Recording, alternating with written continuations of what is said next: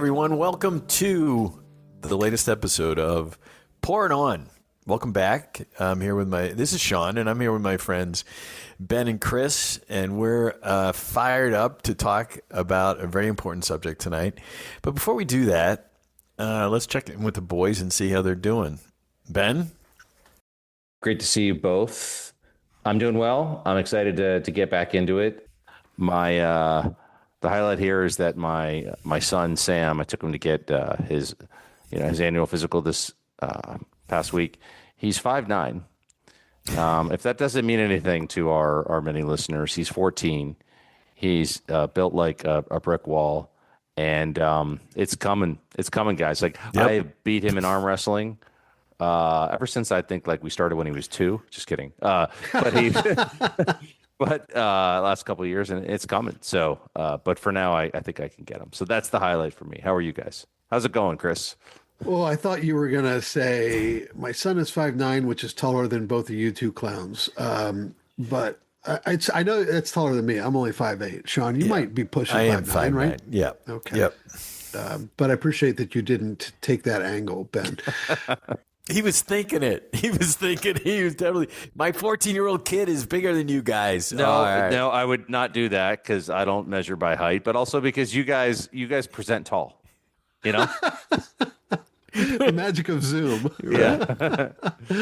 I am doing well. I was saying to Shaun earlier that I've really been enjoying the Olympics. I don't have any big life news to report, but there's something about the Olympics that still gets me.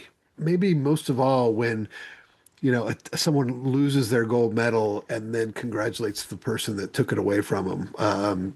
So I love this event and I've been enjoying it, and I'm surprised that it's almost over. But that tells you a little bit about the pace of things on my end.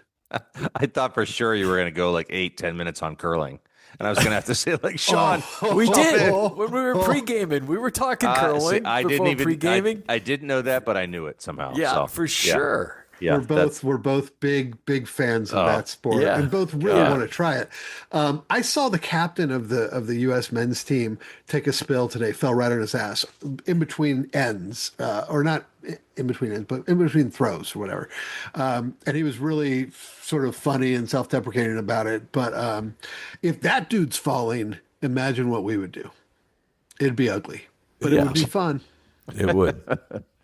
Do you think if you're not doing professional curling, you can drink while you do it? Well, I might not. I might, but I might not. Probably not the best decision, is my guess. Because it feels a lot like bocce ball when I'm watching it, and it's like, oh, well, I do that while I'm drinking. So, well, when you both are in Chicago at the same time, we'll have a poured on curling invitational, which by default will have to have some drinking. The turnout will be outrageous. I can picture it. So you look like you have no interest whatsoever in curling. So I have an interest in having a beer. I don't know what to tell you about this. I can't believe I'm the one that introduced that word into the podcast. We are moving on. Shaun, I can't wait to see where you take us. Hi. Well, there's a lot of joy right now, but we're going to talk about a big subject, one that is that I've looked at deeply over the last 4 or 5 years, and that's an issue of loneliness. And it comes up a lot. I mean, in the Men Living work that I did, it comes up a lot as men are coming together, particularly, older men, maybe men that are retired that lose identities and work friends, and they just disconnect to a certain extent and wander. What am I doing? Arguably, everybody that's listening has probably read about, this perspective that there's, loneliness crisis in our society. And, what I want to explore with you guys is, as we talk about this, I want to talk about being alone versus being lonely, kind of what those things mean to you guys. If you've been affected by loneliness in any way, maybe how you beat it too. So the chum is in the water. Who would like to start? I'll start with a quick anecdote, and it only just occurred to me because my dog is here rubbing up against me. Like, I know she doesn't need to go out. I will say that I've never really suffered from debilitating loneliness. I've been very fortunate in that regard. But I do know I have people in my life who have, and I've also seen some of those people become even better friends with their dogs than I am with my dog. So I know it doesn't replace human connection, but I've seen it used as an antidote, or at least an attempted antidote. So I think you guys saw my dog earlier. She might be with us for the whole show. Ben, kick us off from your perspective. Yeah, I think there's a really important distinction between being alone and being lonely. They definitely are not the same thing. The state of being alone, whether it's for a weekend, a week, or longer, doesn't mean that you're lonely. So, I've had moments of severe loneliness in my life. I could think of particular, pockets, but not for a long time. It won't surprise you that if my son's going on a long trip, with his mom, that kind of grabs me as he leaves because that's 7 days I won't get to see him. But I don't have much free time, and I do not have the ability to look at a series of tasks that need to be done, particularly physical tasks, piles of things, and say, don't worry about that. This is my free time. I'm going to go relax or do something else. I need to take care of the things in order to be in a good mindset. So for all those reasons, I cherish alone time in moderation. Like, I'm one of those people that smiles if something cancels Oh that yeah, maybe at yeah. the time I was really looking forward to, but it's cold and late, and I'm like, a night to myself would be great to do any number of things. And because of the pace of my life and the people of my life, those periods never last very long. So it doesn't mean that follows it in that kind of linear way. You could be surrounded by people in a given morning and feel Yep. lonely, and that Yep. happens too. But I think that there can be a real peace and joy to being alone that is sometimes misunderstood. And so it's a tricky one. I think it's a tricky one. Yeah, I totally agree with you about the joy of being alone. I mean, I find it, because I share the same thing. I find it interesting, my emotion when, something's scheduled and then, somebody has to cancel. And it might even be somebody that I want to be with.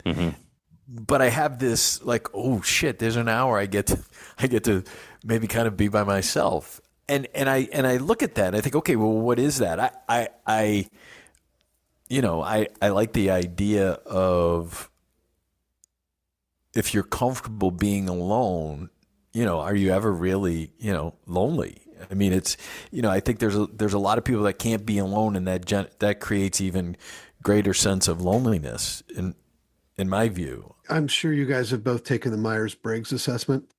Yes. Mm-hmm. Where do you guys fall on the introvert extrovert scale?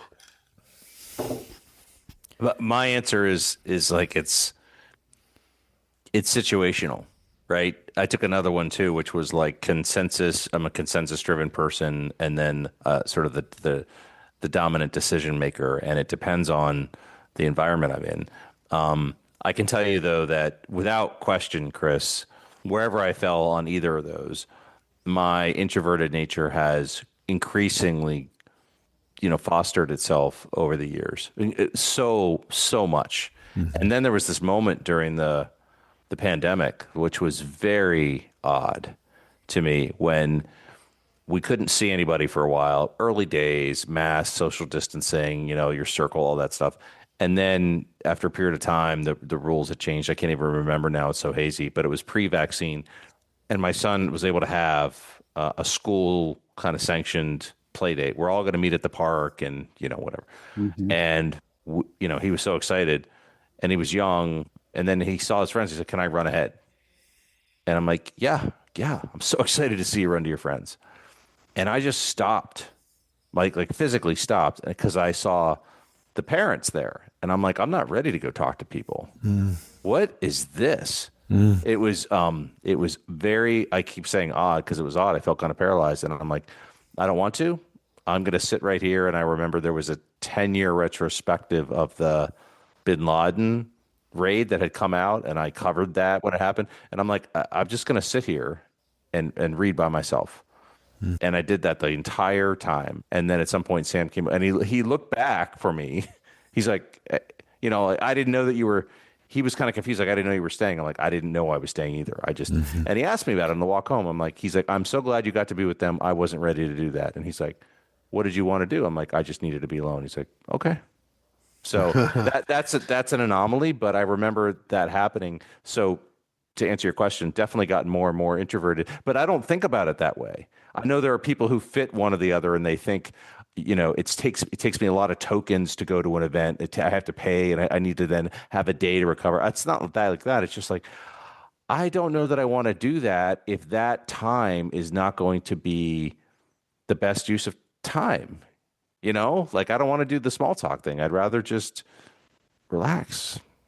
So first of all, you're offering a framework, Chris Myers-Briggs. We know how we feel about frameworks. So slapping label, I don't really embrace labels. So I don't really even recall. I'll say this: some people say the extrovert is the one that gets energy from being with people, right? And I love the connection and being with people, love it, and I equally as love time that I get to be alone, to be thoughtful or do what I want to do, go on a hike or whatever. And so I want to say, Ben says it's situational, and I guess, that could be it. I mean, I know that if I have too much alone time, then I'll be Mm-hmm. looking for some connection. Yeah. I'll be jonesing for it after a while, and vice versa. So to me, that seems like human. To be clear, I mean, I have great disdain for frameworks too, largely because I think they're often misunderstood. And Yeah. so if someone were to look at Myers-Briggs and be like, you're either an extrovert or you're an introvert, then you're missing the reality of what it means to be human. And I would agree with you, Ben. I think for me it's situational too. Sometimes you feel that energy and you want to be Mm-hmm. in the company of others. I think what's interesting, just like we're saying, being alone doesn't mean you're lonely. Being in community doesn't Mm-hmm. mean you're not lonely. Great. Yeah. I think it's even worse.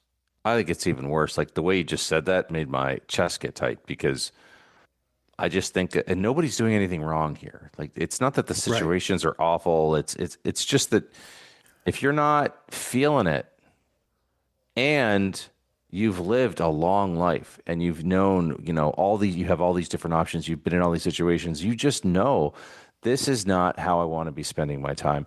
And therefore what is seen as polite, normal conversation in particular situations can actually be kind of painful. Mm-hmm. It's like I feel like I'm forcing something here Mm-hmm. because I'm in a situation where you can't be now you can't be alone. Now you have to kind of engage. And if somebody says, "Yeah, but you were in this very same kind of setting a week ago and you couldn't get enough of it. You didn't want to leave." I'm like, "Well, a lot of it has to do with the people who were there." Mm-hmm. Sure. Right? And Mm-hmm. also, did you work 75 hours in the last 4 days? Like, those things matter too. So that's why a category doesn't quite fit. But there's no doubt if you were to like grab the timeline of my life and said, you know, whatever, 32-year-old Ben, Friday night. I'm like, yeah, I'm with people. Yeah. There's 100% chance I'm with people. And that now I'd be like, I don't, there's a very select few people that I can't wait to be with, but otherwise, I love the peace. It just changes. Mm-hmm. I love that you brought up COVID. I haven't dug into any research on this, but I hope that there were researchers who used that opportunity to study the nuances of loneliness too, because that was like a fucking petri dish Hmm. of a social experiment where you're like, okay, I mean, of course, we didn't know it at the time, but eventually it's like, okay, you're going to spend 2 years connecting with nobody but your immediate family. Yeah. So you better damn well like them. Otherwise, you're going to be bummed. But that's interesting. I don't think I experienced loneliness during that time. I kind of enjoyed it too. I remember Mm-hmm. you saying that Yeah. too.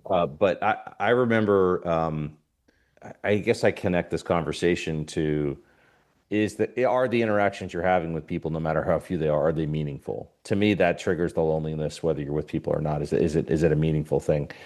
And I remember asking a lot of people during calls during COVID, how's it going? How you doing? Just like we're having a conversation Mm-hmm. now. Not a Mm-hmm. tough question unless you're not doing well. And I would get these uniform answers like, yeah, we're hanging in there. How about you? And I'm like, yeah, but I mean, we're talking now. And I remember one guy saying like, it's actually great.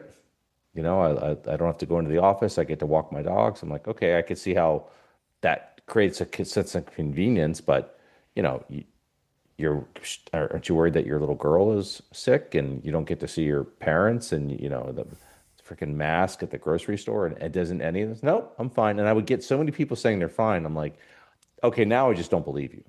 Now what's happening is that people are not wanting to really go there. And of course, that could be bullshit. They would like, no, I talked to all these people and they're all fine. But I think that most people aren't comfortable with saying that they're not, And I was looking for that connection, Chris. And so I didn't feel, oh, I guess this is peaceful. I get some time. I was like, why is everybody just treating this like all we're doing now is working from home and we can't go out quite as much? I'm like, this is devastating. There's no connection here. And the lack of reciprocity on that just I got angry. It just killed me because I was interpreting it as people are not being emotionally honest. And the reality is some of them might have just been fine. Yeah. I don't know. I have this reaction to the word fine. It's it's like fine, which most of the time, if you dig a little deeper, it's not a good thing. Fine Hmm. is not, Yeah. dig a little deeper, and fine is not good. Fine is, the word that I'm going to throw up that maybe gives the aura of good, but it's not really good. At least in my interpretation, Yeah, I when agree. people use it. I mean, I call my kids on it all the time when they use the word fine. I'm like, okay, what? Well, this question of how you're doing elicits an answer that doesn't go deep, right? I remember having Manish and I worked with a therapist at one point I probably told you guys this before, but who recommended, it was a very simple recommendation, but look, rather than asking your partner at the end of the day how they're doing, why not say, "Hey, what was it like to be you today?" Right. Hmm. Yeah. Yeah. And drill a little deeper. Where'd we get that one from? Who brought that up? Is that you? Did you? No, somebody told us that No, one. well, I know I brought it from a particular professional that we had been working with. So, Oh, okay. Yeah, right. That's what it was. Yeah. do you guys think, we talk about quality connection, deep connection, authentic connection. Do you think that general, even not the most high quality human interaction and connection, helps to combat loneliness? And I ask this in the context of the post-pandemic world where so many people do work from home, don't have real contact, and no one goes to work and works at a place where they're like, oh, I want to go deep with everybody I'm with.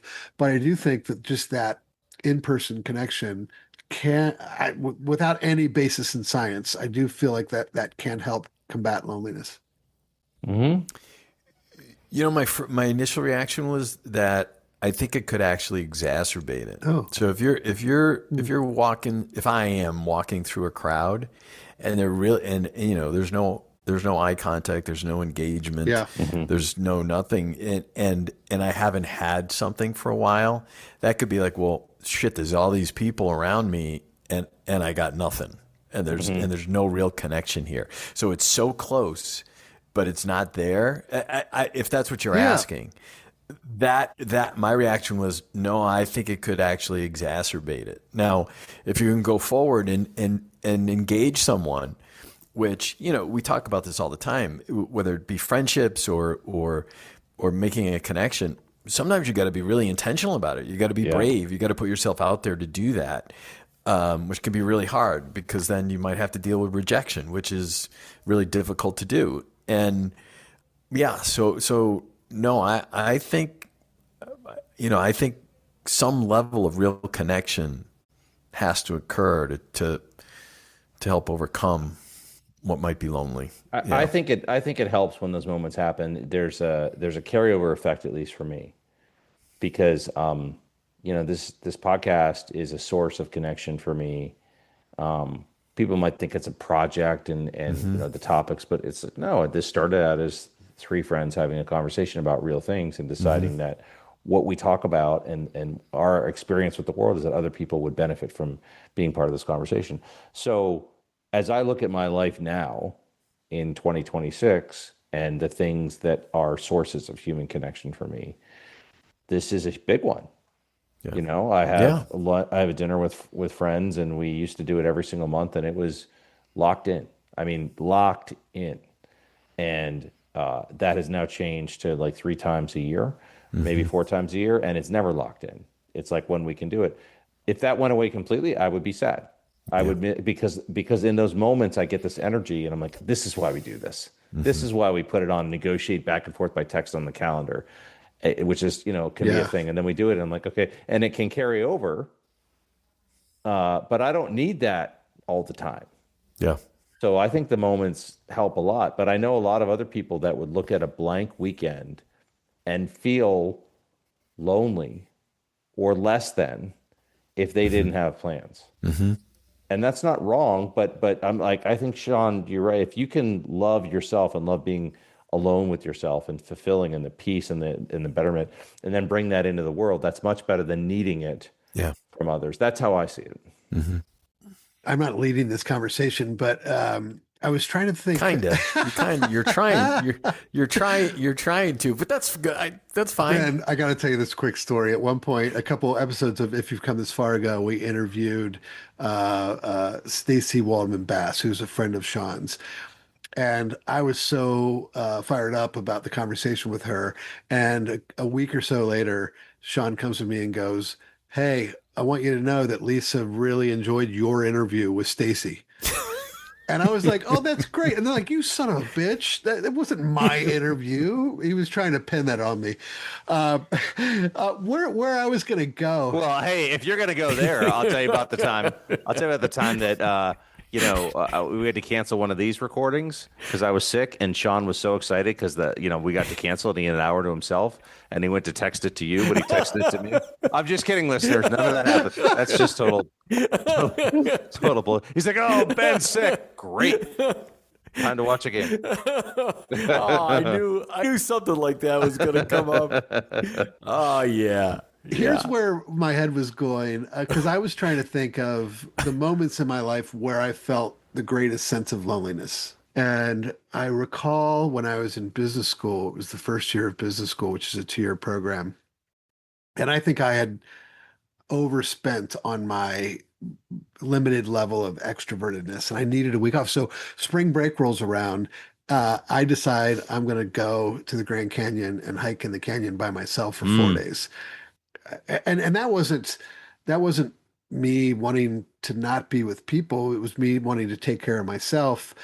So I'm sure there were people who were like, "Oh, poor Chris, he must be struggling with something, or he's lonely." And like, no, I just enjoy that.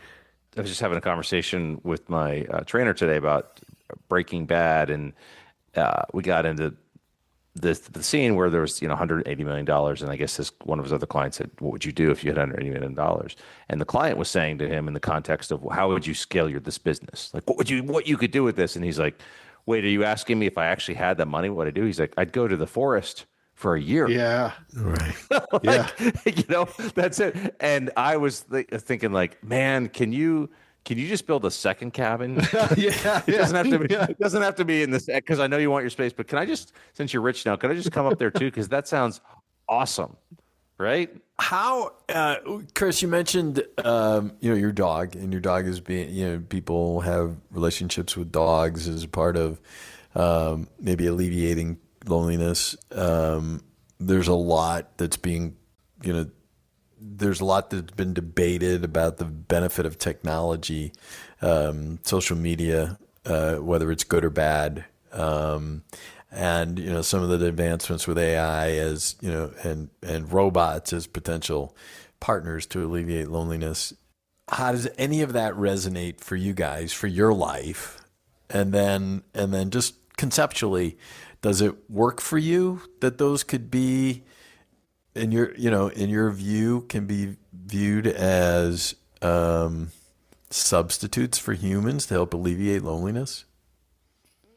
Well, as somebody who spends probably too much time in his head, not enough time in his heart, I look at that in a very mathematical sense, and I was like, oh, maybe one of the greatest downsides to technology, and you refer to it as a potential substitute, even Yes. if it's not being used as a substitute, it's still a distraction from connection, right? You're still using your Hmm. limited minutes and hours doing something with a screen when you could be giving your daughter 7 good minutes or other sources of real connection. So that's my first reaction. Yeah, I agree. I don't like when I kind of have a visceral reaction when people are together but not together Yeah. Hmm. because technology's in the way. And Hmm. it's habit forming, and it's just, we didn't used to do it, but now you're waiting for the waiter to come back with the water, and you've already looked at the menu and you're like, all right, so are we going to see this movie this weekend or not? But instead you're checking just 3 minutes, I'll look at my phone, and that gives other people permission to do Yep. it. Hmm. So no, I don't like that at all. But if I'm alone and before I go to bed, and there's, much better ways to spend your time than scrolling. But if I see some clip from Anchorman and it makes me laugh again, I'm okay with that, because in the construct of my day, that's me time. And that's Okay. alone but not lonely time. It's coveted. Would Hmm. never want to build a life just around that. But if you squeeze that out of your day, you're not bringing the energy into other things. And so sometimes those things that are on your phone are actually like little moments of joy. As Hmm. long as you don't count on them, you put the damn thing down. But what I won't do, when hanging out with my son, like, we might look at a basketball highlight, but it's the purpose of then prompting a conversation. Put the phone down and get into it. That's kind of like, if it's a little fun thing, it's a story device, but it's never ever a substitute. I've never once felt, thank goodness I have these Uh-huh. choices on TV Hmm. because I'm lonely, but now I'm less lonely. It's only Hmm. for entertainment in a construct where I'm already happy being alone. You know Yep. what I mean? But Yep. do you have anyone in your life who does truly rely on that for their connection? And because I know I do.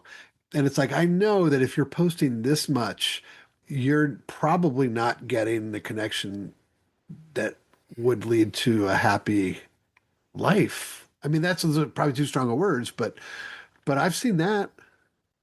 I see it sometimes.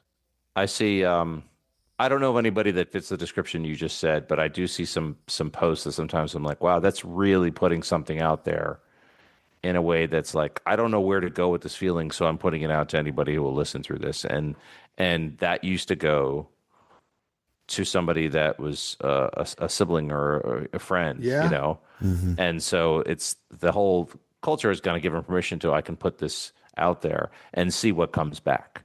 And hopefully you get it back, because if not, wow, that's tough. Yeah, you're talking about sharing things that might have, some of us might have only shared with our spouse or our therapist or our best friend or our podcast partners. And now you put that out there to your entire network. It's like, that makes me feel sorrow, right? Like, oh, I'm Hmm. worried that you don't have, I'm worried that you're lonely and that you don't have the people in your life that you can talk to about these things. Yeah. Well, and it's the whole conversation around the language that's used, at least on the social media platforms. I mean, Facebook was about having friends, right? So these are all my Hmm. friends. These are all my friends, and so how many of those friends do you know? How many of those friends there's real connection, beyond a post here or there? I mean, so where, does it augment? Does this technology augment, or is it something that we begin to view it Yeah. as the connection, but it's pretty hollow and it's not, I mean, it, it's not fulfilling. Um, and you take that a step further with a lot of the conversation on boys and young men who are, in their basement playing video games. I mean, that's the classic line. But at least at some level it's real, and that And that activity and that gaming activity is viewed as connection, where, arguably they're not out and about, not really. I Yeah. mean, they're on a screen, they're with playing a game.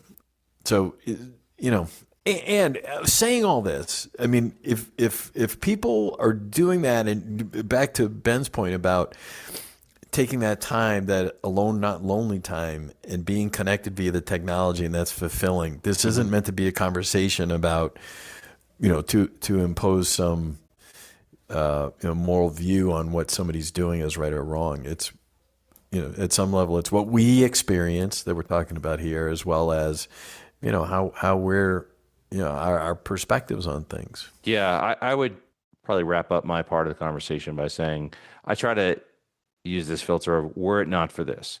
So were it not for Instagram and the people I'm connected to on that, I would not have an incredibly easy way of keeping a lot of people who I care about up to date on, something cool that happened and my son's progress. And so, yeah, you could just call them all. You're like, well, no, I know me. That's not going to happen. So people I have felt because when I do see them in person or they text me, they're like, wow, they feel connected because of that. That's not to replace the human contact. I'm just saying that wouldn't happen otherwise, right? It's additive. But the real connection comes from not seeing pictures of him growing and playing water polo, but being around him and me and talking about what it feels like in the conversation we had in the car ride back. So I need to do that too.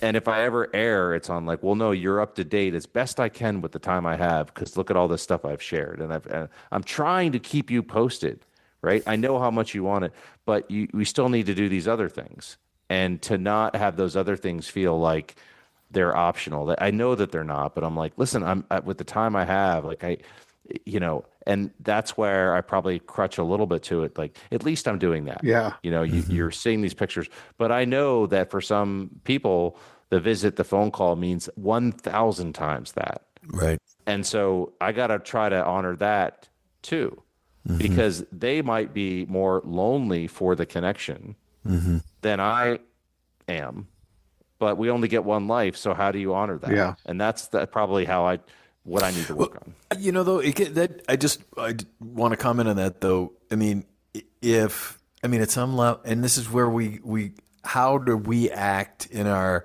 connections and our relationships? But if that individual, Ben, needs that, that about that individual, at some level, it's kind of incumbent upon them to be intentional about reaching out and saying, "This is what I need," right?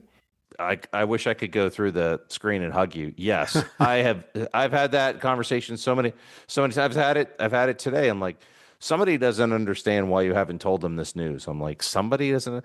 That person. First of all, I told that person, but let's say that they forgot. They can just call me anytime. Right. But rather than do that, there's a conversation happening around my level of communication. Just say what you mean and call anytime, right? So yes, I agree with you. I've just tried to get a little bit more zen, not in this moment, about it, because you can't win the fairness argument.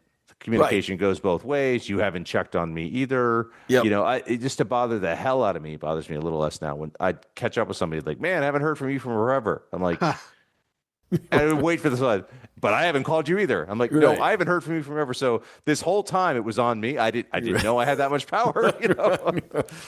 One other thing, and I know we're running out of time here, but we were talking about my recareering and job search and stuff. And I left a job that, well, on paper was a really good job, but it wasn't bringing me joy. And I've done this a few times in my career where you're like, okay, you left something that wasn't good for you, but then if it takes a while, you're like, is anybody going to want me again? And the reason I bring that up is because I wonder. Well, the reason I bring it up is because the other time in my life where I probably felt the most lonely was after a breakup with a college girlfriend who I really loved. And so I think breakups are times when people are really susceptible to loneliness. You're like, I know that my wife and I, or my girlfriend and I, it wasn't meant to be, and this is better for both of us. But where is my next big relationship going to come? Ben, I don't know if Mhm. you experienced any of a lull in your life after your divorce, but I thought I would ask you since we're on the subject. Yeah. Oh, yeah. Of course. I mean, that's dangerous to say. Of course. I did for a long time, and only recently, last few years, I've been in a relationship, and it's because of the what I needed to work through to get to a place where I actually genuinely, full heartedly wanted to be with somebody else. Not sometimes and not in certain moments, because I tried that and that didn't work. Clearly, it's like you're not really you're not really available. You seem like you're available, and it took a lot of work to get there. But yeah, very lonely after that, and other breakups too. I'll tell you one lighthearted breakup story because I've got to try to bring Sean's loneliness theme to a fun point. I was in Tampa, Florida. Moved down there with a woman I was seeing, and it wasn't anyway. She broke up with me when I got there, so now I'm fucking living Oh, in Florida. And sorry for all of our Florida listeners, but anybody knows me knows I'm not a Florida fan. But I tried. I had two very consequential years working for the Tampa Tribune. During that time, I was fell in love with somebody else. That ended, and I was doubly lonely. And I remember one night coming home from the paper, I'm like, listen, it's down to this. At least, I've got two things I can count on. I'm going to stop on the way home and get a six pack, which I did, and I'm going to watch March Madness because I just love the March Madness tournament. Like, I don't need to be in a relationship to do that. And I came home and I opened the door, and it was like waterfalls just coming down, plumes of water coming down in every room. And I'm looking at it like, I know this sounds surreal, but I'm like, okay, I, this is, I'm in like a rainforest, and and everything was getting ruined. And so I called the landlord, and they scrambled and they stopped it. But my place was closed, my stereo equipment, and I'm like, what the hell happened? And the tenant from upstairs came home, and so I'm like, what happened? And she's like, oh man, this morning, I turned on, I wanted to take a bath, and I turned the faucet on, nothing came out. And the landlord's like, yeah, because we told you we turned off the water. She's like, yeah, you did. So and I'm like, and again, she's like, well, since the water's turned off, there's no need to turn the faucet off. So then when they turned the water back on for hours, it just ran. And I was like, damn, it'd be great to have a girlfriend right now.